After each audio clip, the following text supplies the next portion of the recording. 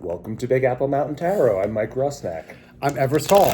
In this video, we're going to talk about the full moon eclipse that's happening in Virgo on March 3rd. As we're speaking right now, it is February 27th, and there is a square between Uranus and Mars.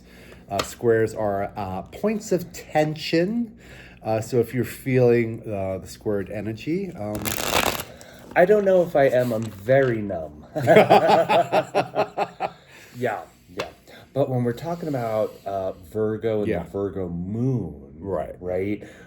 Every moon is an opportunity to shed something. And when you're shedding something, you're looking at the negative aspects of Virgo, right? Which is OCD, control, excessive worrying, spinning your mental wheels. Just spinning your wheels, right? A forced control over things that you don't have full control over. Because it's uncomfortable to sit in a space of not having any control. Yeah.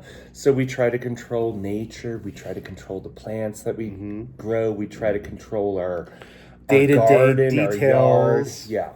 The locks on our car, all these things that we kind of control. And nature doesn't really need control, does it? No, it just kind of flows. It just needs the acceptance. So, and we're in Pisces season. It's Pisces. Pisces is the ocean. Pisces is mutable water. There's no up, there's no down, there's no sideways. It's all flowing. It's continuous.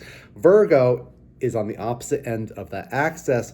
Virgo is the earth goddess, the soul that kind of separates the discernment. The discernment between what is healthy and what is not healthy. It's our gut health, though. It's rebalancing with our gut, our gut health.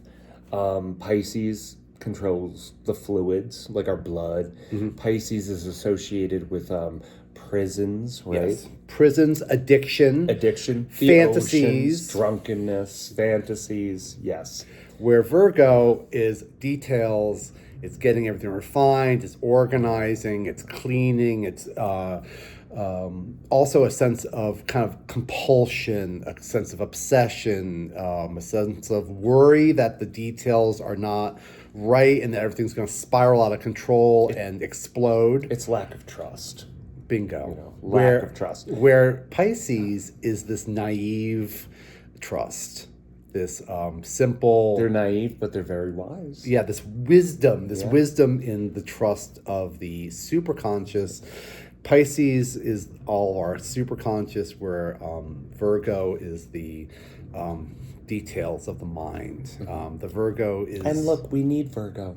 I love Virgo. I love it. We need the organization, the order. The standards. That's the way stuff runs. Yeah. Right? But when you start overly worrying about it, OCD behavior, thinking, being overly critical with yourself, we're trying to shed that kind of stuff. And during an eclipse, anything can happen. Bingo. And we know this firsthand. We learned this. Anything can happen. Anything can happen. But while you're sitting around not trying to wait for anything to happen, we got to do something, right? Yeah. You got to do something. So we're looking at where we're shedding. Right. Well, the thing that's happening with this moon is, so the sun and a lot of planets are in Pisces right now. The moon is being conjunct to the south node. This makes it the eclipse. So the south node is what we're trying to move away from. The south node is in Virgo, and the moon is conjunct. They're together. They're in harmony. They're kind of in bed together. And the moon, our emotions, our public self, also ideas about mother, is connected with removing this more negative aspects of Virgo. And of course, there's no negative aspects of Virgo. It's always just kind of energies. There's no good, no bad. Think good thoughts, Everest. Think good thoughts. Think good thoughts, Everest. We're thinking really positively lately. But we're trying to shed that perfectionism that kind of works against us. Sometimes you're trying to do things the right way. And it goes sideways, So try to loosely hold on to this idea and just let go of the perfectionism. there's something that everybody is going to have to let go of in this eclipse. This is part of the process. It doesn't happen necessarily on the 3rd of March, but this is going to be within 6 months of either side of it. And, this is kind of where the astrology gets really pseudoscience. We're going to say that something might happen. Something might happen at some point in the next 6 months somewhere. That might affect you in a significant way. But it's true. And the idea that we're getting across right now is you got to loosen up, you got to go with the flow, you got to release control over things, because the world is a brand new place today than it was 10 years ago. Expect the unexpected, right? Yeah, because eclipses are always like an occlusion of the information. Yeah. So there will be a moment where you have to just kind of sit and wait for the information to get clearer. Yes. Mercury is retrograde. Mercury rules Virgo. Yeah. Retrograde right now in Pisces. So not the best place, but it's great for miscommunications. Sure is. And those miscommunications can actually expose problems within our thought processes and our interpersonal relationships on why we're miscommunicating. So there may be a few weeks until like the 21st of March. That's when Mercury goes direct and information will get clearer. Yeah. Everything will get clearer. I know it's murky.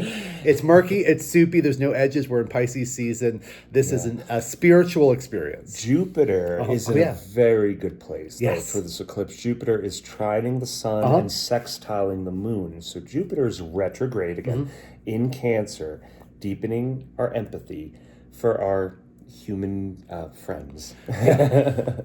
So we're all in the boat together. Be gentle with other humans. Be kind. Just think of yourself on their side of the fence, and understand that we're all going through hardships and emotional traumas and tribulations, and the world is regenerating itself. And if we all just kind of release a little bit of control, trust everybody else, trust the process, trust our neighbors, trust our friends, that we're all essentially looking out for, happiness and joy and peace is what we're all. And while we're trying to not wait for the eclipse to happen, but trying to keep busy through it, you might think about spring cleaning. Yeah. Because it's the spring now in the northern hemisphere. So, just free up the energy that's dragging you down, that pile of papers, the old bills. We know we have to save them for some reason, but do we? Maybe clear it out. Yeah, this is a great, like this, bags of bills, in the back of your closet. I'm talking from my personal experience. Bags of bills in the back of your closet that you've been ignoring, it's not doing you any good. You can always have those reprinted if you need that bill for some reason. This is just old energy that's kind of clogging stuff up. This is an excellent time to clean out the closets, but also clean out the closet in your mind and in your heart and sweep it out. Virgo is pets. Yes. So think about service to pets. Yes. Getting your pet to the vet. Yeah, get your pet to the vet. Yeah. But Virgo is about routine and the day-to-day stuff, the cleaning that holds our day together. But it's not very exciting work, No. but it is the pedestrian stuff that keeps the world together. The Virgo image is the feminine kind of harvest goddess who taught humanity on how to properly separate the wheat and get the good stuff from the bad stuff. And there's this service to humanity that is very important to Virgo. If you take care of the details in your family and you make sure the doors are locked and the bills are paid and that the engine is working and that the car has enough oil in it, these services to humanity make everything run better and run it more efficiently. And it can kind of spill over to an obsession where maybe you're checking your bank account every 5 minutes, or you're obsessing over. Maybe you've been scammed and you need to do it that way. Maybe you have every penny checked out. Yeah. But it can get a little crazy. It can wear a body out. Wear a body and a mind out. And it can also have a effect on your relationships and your family if you're the type of person who wakes up in the middle of the night and checks the front door to make sure it's locked. It you know. As far as the eclipse itself, it will be visible for all of the United States. The East Coast will get a rare sight because they will see the moon eclipsed in the morning as the sun's rising. Oh, it's beautiful. Which is kind of cool. Yeah. So in West. DC, as the sun rises, yeah. In DC, as the sun rises, there shall be an eclipse. I don't know what you mean. I don't know what I mean, but we're just gonna leave. We're just gonna leave that right there. Yeah. It's gonna be, quite a sight. We'll be watching too. It's gorgeous times we're living in, and it has. It's humbling times that we're living in. That's a better word. It's kind of like, okay, this is the stuff of humanity. We don't make the rules. No, we try to control our reactions to it. Yeah. But yeah, but here we go, and we're gonna go around, starting with Aries. We're going to go around starting with Aries. We're going to give you some advice on how you can release these important energies to progress your life further. And we're going to pull a tarot card for each. This deck is ready to be cut, Ev. Okay. All right? Cut the answers there. Boom. So that's the answer for Aries. Okay, Aries. So you get the most Virgo out of this moon, Aries, because this is in your sixth house. Sixth house. So this is daily routine, gut health, pets, the people that work for you, employees, servants, that type of energy. And, Neptune and Saturn are with you in Aries, right? Neptune is dissolving the energy of Saturn, right? Oh, this is good because the sun is in your 12th house. So this is about rest for you, rest and recovery and rebalancing with those unsupportive habits. Jupiter is in your 4th house, so maybe find some deeper purpose at home. And you literally get the card for Virgo. Yeah. Here we have the Hermit. Here we talk about the details of spiritual work. The Hermit has a lantern, and I'm sure everybody out there has walked at night with a flashlight. The flashlight or the lantern only shows you the path in front of you, the detailed path that you need to walk in front of you, not the whole landscape that's around you, but just kind of the spiritual focus is on where the light is cast at the time. And in this lantern, there is a star. We have the Seal of Solomon star in there, and it is shining a spiritual light on the path. As above, so below. It's about unsupportive habits and shedding them. Yeah. And, with eclipses block the information. So there may be a moment where we just don't know where emotionally we are. Yeah. And that's hard for an Aries. You're always charging forward. Go, go, go. Go, go. And part of that force that you're pushing yourself forward with, there might be a reliance on habits that aren't particularly good for you. This is an excellent time to get rid of bad habits, especially in regard to how you're eating and how your gut health. Our emotions affect our health, especially our gut. If you've got problems with your stomach and your emotions are lying there, change the way you're eating, exercise. If you're drinking too much, you get it. But here's a great time to clean it out and to just rely on yourself and rest. Spring cleaning, get rid of a lot of stuff, and then feel free. Feel free, right? Like the Hermit. Exactly, the Hermit's free. Yeah, he doesn't have closets. It's okay. No, he doesn't need them. Taurus and Taurus rising, this energy is in your 5th house. It's a little bit easier for you because this is trining to Virgo, right? 5th house. Oh. Look at that! What? It's Leo. I swear we shuffled these cards. You saw me split it. You don't have to swear that you shuffled. No, but but seriously, this is crazy. Okay, so Leo it's card. A little more smooth for you. It's about your talent, your expression, your fun, love, joy, taming your inner beast. Yeah. This angel, she's got the little infinity sign over her head, letting us know that she's divine and eternal. The eternal force of love and kindness. It doesn't need to boss around this. It doesn't need rules. Lion. No, it doesn't need rules. It just needs a gentle touch. So go for the gentle touch. Jupiter's in your 3rd house, Taurus. So this is about expanding your communication with siblings, friends, people in the neighborhood. Yeah. Focus on your 11th house goals, though, with Pisces there. Yeah. Your goals may have shifted dramatically in the past, couple weeks. What you think was important may now not be as relevant. You got to keep yourself flexible because we're in Pisces season and Mercury's in retrograde. If you're rigid and you're fixed on your ideas and your goals, you're not going to get where you want. You have to keep your hands free and empty to receive. You've got to tame that inner stubborn beast. Settle into your heart and let go. For Gemini and Gemini rising, a little more challenging for you because this is squaring, so there's more tension.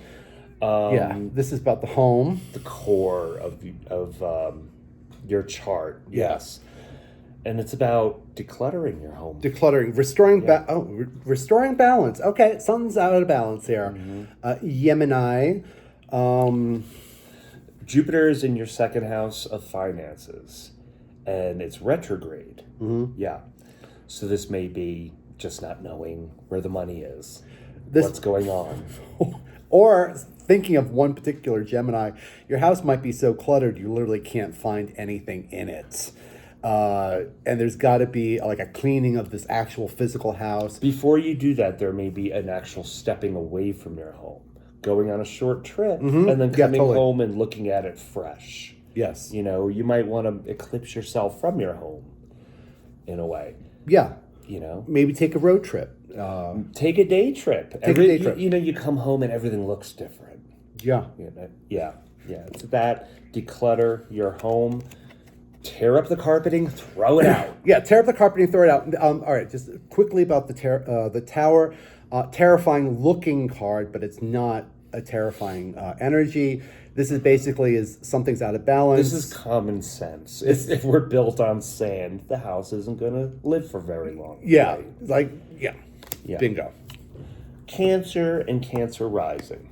This energy is in your third house. So that's a good match. It's a little bit easier for you. It's a sextile. Okay, nice.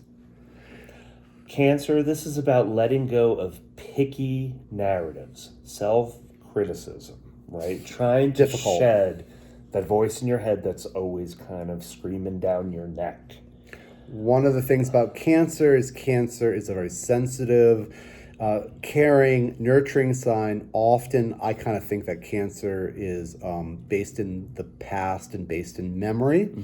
One of the problems with a memory-based emotional place is that you're constantly revising and kind of going through what happened in the past and trying to put it to what the present circumstances are. And the thing is that we remember negative experiences at the rate of 10 times versus the positive experiences. So we're trying to kind of cut down those negative thoughts. Yeah, if you find yourself really in a loop of negative critical thinking, try to realize that and question who's talking. Is this somebody? Why do I need to be perfect? Yeah. And use the bigger picture. Jupiter's in your first house. So this is about you and the bigger picture. The bigger picture. Zoom out. Think about your life from afar, from a distance. And here we have the Ace of Swords. This is the sword of truth. It's coming down from God on high, and it is piercing the crown. There's a seed in your mind. What seeds are you putting in your mind? The point of the sword is literally going into the crown. Are you putting a seed of poison in your mind to kind of cause problems and tell yourself a story that you want to believe? Or just shock yourself into action, which could work. Could work in the short term. Yeah. But in the long term, put the seed that's helpful in your mind. As difficult as that may sound, this is going to help you out. Just kind of keep that sort of truth in your mind's eye and what is real in 2026. Watch those picky narratives. Picky self-criticism. We're trying to remove this perfectionism, all right? For Leo and Leo rising, this is in your second house, this moon.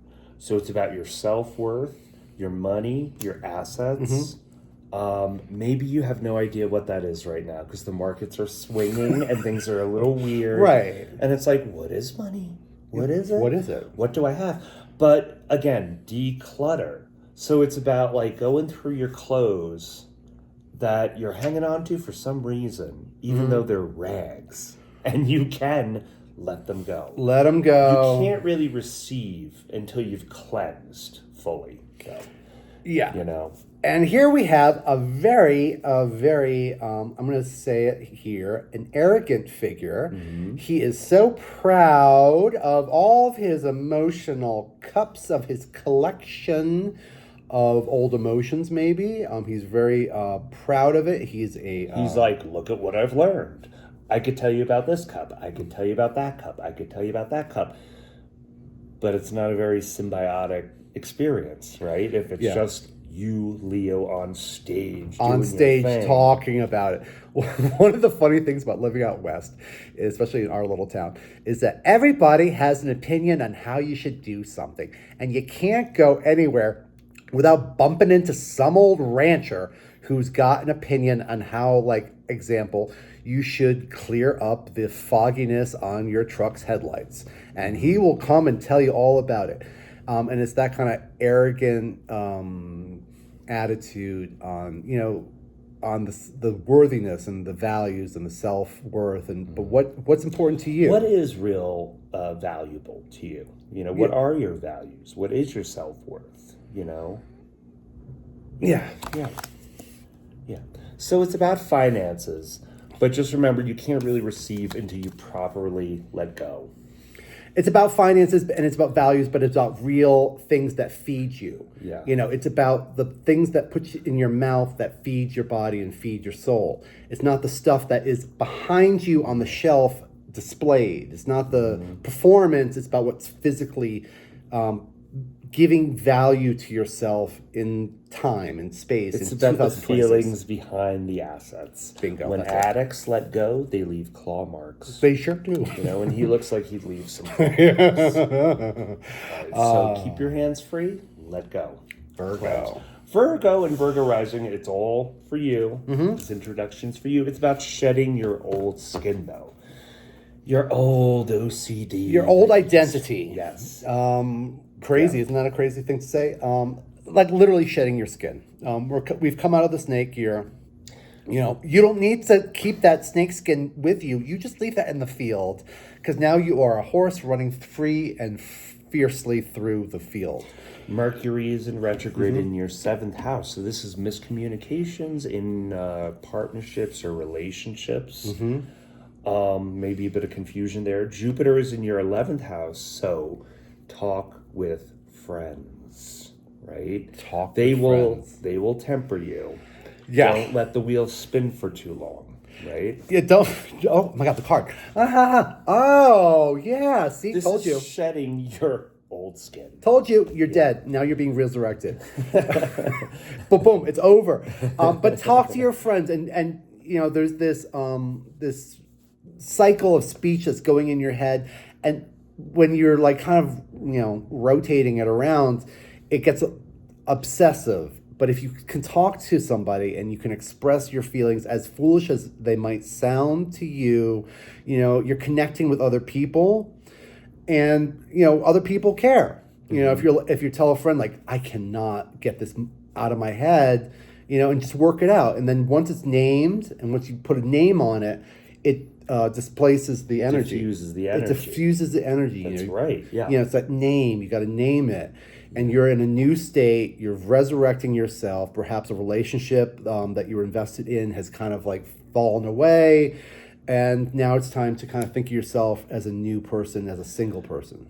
Mercury in retrograde. So think about the tone of every word that you use and every word that you think. And does the word carry negativity, or is it bringing you on, right? There's a reason why it's called spelling. Yes. Words are spells. Use your spells wisely. Yeah. Libra and Libra rising. Libra. This energy is in your 12th house. So 12th house is about letting go of old habits, old escapism, old distractions. Do a cleanse. And it may not feel easy. No. To live in this cleansed body may feel a little unusual, a little awkward. A little awkward. Here we have the Page of Swords. Pages are youthful energies. This is exciting. So she's a young person on a field on a windy spring day, just like what's happening right now in New Mexico. They have found this sword in the field and they have raised it up. They've never held this sword before. The weight is throwing their body a little off. It's ideas that transcend your DNA program. Yeah, you know, 12th house. Yeah, 12th house is DNA. It's it's spirituality, but it's hidden information through your lineage. This is literally like ancestors' trauma that you releasing and trying to release. If you think of it as a young energy, and literally you just found this sword on the ground and you're raising it up. It's a new idea. Swords are ideas. They are thoughts. They are the air. This is just saying I'm not going to be controlled by this fear that I was taught, that my father was taught by his father. Right. His father was taught by my great-grandpa. I rise above this now. Yeah. Yeah. I rise above this, just like her sword rises above the edges of the plane. Mm-hmm. You can't see the point. It's rised above. This is stepping into a new landscape sober. Bingo, that's important. Thinking. This is a sober energy. Mm-hmm. If you have an issue with escapism, with drinking and drugs, sex, drugs, alcohol, rock and roll, this is a sober attitude towards where you are presently as a youthful energy in 2026. Mm-hmm. Scorpio rising, this energy is in your 11th house of friends and goals. Mm-hmm. And you may need to shed some groups of friends, or you just notice that you're not coming away from hanging out with them feeling good. You're just like, okay, what am I doing? Like, why am I going through the motions if this is supposed to be friendship? It could also be old hobbies, old projects that aren't really suiting you anymore. Maybe there's a hobby or a craft that you were doing which doesn't really make any sense, and you're just holding on to it for nostalgia. Mm-hmm. Here we have the High Priestess. She's a very mysterious card. This is number 2 in the whole deck. And this has a lot to do with really, really, really important, deep feminine knowledge. This is kind of that knowledge that the body has of producing a baby. This is that uterine kind of birth knowledge there, and trusting our instincts. There's a instinctual spiritual law. She's holding the Torah, so you can imagine like ancient spiritual cosmic laws that have to do with our goals and our friendships and a bigger attitude on the world and our goals. Maybe a call towards lifting our goals out of the mundane into more spiritual matters. Yes, Jupiter is in your 9th house, so that's about expansion of your higher learning. Mm-hmm. Maybe even just taking a little trip, doing a little bit of traveling. Yeah. I know no one's supposed to move during Mercury retrograde, but hello, do it. Yeah. Expansion of your higher mind. This card can only mean this is a hard card to read on because it's personal to you out there who's watching this, Scorpio, and you know what's happening in this card. There's something behind the scenes here. There's a veil, there's a secret that's happening behind the scenes that only you know about, and this has to do with your goals and your friendships and your 11th house working. Take a break from the groups that deplete you. Bingo, yeah. Maybe the groups that you've been working with are not synced up to your higher goals. Yeah. For Sag and Sag rising, this energy is in your 10th house. A bit more challenging for you. It's squaring the moon. Mm-hmm. So you feel that your career is shifting, right? Are you doing too much at work? Are you thinking about a different kind of work? Maybe this is you getting your resume ready. Right. This could be a career change entirely. This also, your 10th house is how you're seen publicly. Perhaps you're getting divorced or getting married, or there's something that's happened where your whole public persona has changed. It's about work. It's also about parents. This is 8 rods. Jupiter is in your 8th house position. Uh-huh. So it's about psychology and anxieties, right? Some shadow work. And our public 10th house is it means something to everybody. For me, it's one thing. For you out there, it's another thing. I like to think of this card as like, the lines on a paper, or like kind of tasks you have to do. Complete one task and then go to the next and go to the next. If you try and take care of all these different plans and opportunities that are coming your way, you're going to get caught in it. For me, it's just about the list and then deciding which one I do first. It's not about an order to it, but once it's on paper, you cross the easiest one off, and then you go to the next one, then you go to the next one, and it's just faster and faster. But 8th house, psychology, deep anxieties that you have about your place in the world, and your other career. People's money. Yeah. Detoxifying, deep psychological things. This may be like philosophical questioning. What is work? Why are we doing it this way? Right. And what Mike was just saying right here is like an example of like Virgo. Like I would absolutely have to do one after the next in a specific order, and then write down and then check it off. This is me.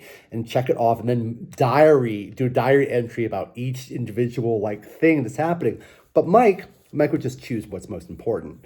Yeah. They would all get checked off. They'd all get checked. But then at the end, I'd burn it. There'd be no evidence. No, I'd be like writing diary entries about it for like 8 years about these things. Yeah, well. But I'm going to release that. Well, you got some work to do. I'm going to release that. I'm going to release that. Capricorn and Capricorn rising, energy's trining. So there's a little bit more flow. So Capricorn, this energy is in your 9th house. So it's about your higher mind. Yeah. Fluid changes in your higher mind in the 10th house. Look at your old mantras. Yeah, old beliefs, let them go. I'm a worker amongst workers. But why? Keep questioning everybody. Are you a worker to achieve this happy family? The 10 of Cups is a deceptive card.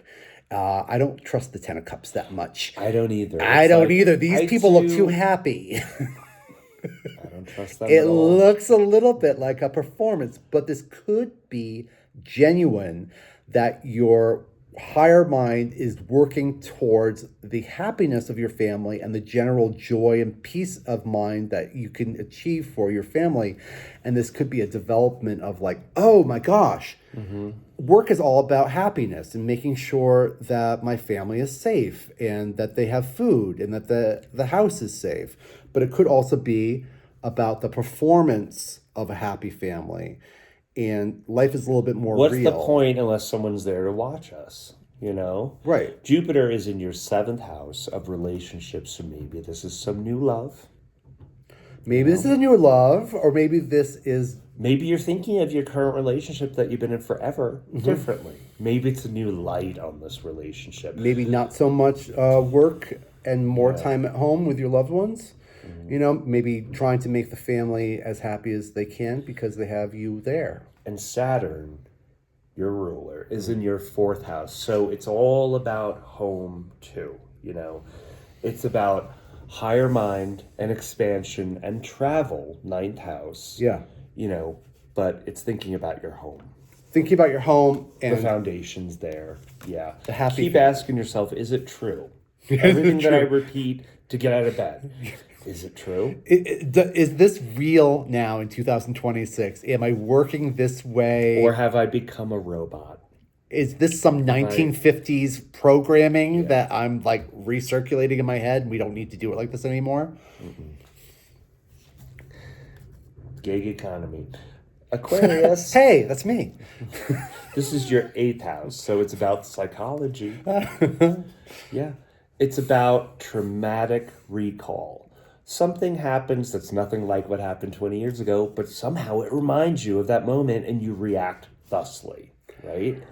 Right. Yeah. So it's traumatic recall. Uranus is in your 4th house, so it's about imagined fears, shock and upset at home, feeling that the walls are crumbling. Right. That's not true. Feeling like all of our harebrained Aquarian schemes are backfiring on us, and everybody hates you for the mess that you've caused. This is just weather. This is emotional weather. This isn't real. This is the stories we tell ourselves. Swords are never pleasant. It's this part of tarot, that Mike and I talk about a lot to each other, that swords are just not pleasant. They just all suck. They all suck. Yeah. Here we have like the worst card in the whole deck. We have 3 swords piercing our heart. The clouds are pouring acid rain. There's no relief, but this is just weather. This is just things you're telling yourself. These are thoughts. And we go numb to protect ourselves. We do. And eclipses are moments of numbness. We don't know what's happening. We have to wait through it. The minutes pass slowly. Yeah. Yep. Jupiter is in your 6th house, though. All right. So Jupiter in your 6th house is something new in your routine. A new health regimen. Yeah. A little more exercise, a little bit more stretching, a little bit more balance. Which might be causing this pain because we are fixed energies, Aquarius, and we do not like change. We like things our way. And if it has to be compromised, there is an issue sometimes with it. And the Jupiter expanding our 6th house, expanding the day-to-day routine, expanding our service to others is, it's emotional, and it causes a lot of miscommunications. I think the thing about the 3 of Swords is not the emotional pain, but the miscommunications. And the miscommunication is on usually our part, that we're understanding things improperly. I'm glad you see it that way. I do. Today. At this moment. I'll change it later. For Pisces. Pisces, I love you so much. Pisces rising. Okay. You're my favorite. So this is about relationships. This is in your 7th house position. Very good. Good. Yeah. Good. This is new love. New love for you. Shedding your old skin. Putting on a new one. New love, new romance. Jupiter's in your 5th house. Hey, this is great. So make it fun. Make it fun. Real fun. Enjoy every minute of it. Now, this could be, just because there's a baby in this and Jupiter's in your 5th house, this could be happy news of a child. If that's true, I'm so happy for you. The one thing about the Sun card is there's no negative aspects to this card. The Sun, well, except for the Sun can give you skin cancer and, a hell of a sunburn and burn you out, make you exhausted for spending all day at the beach.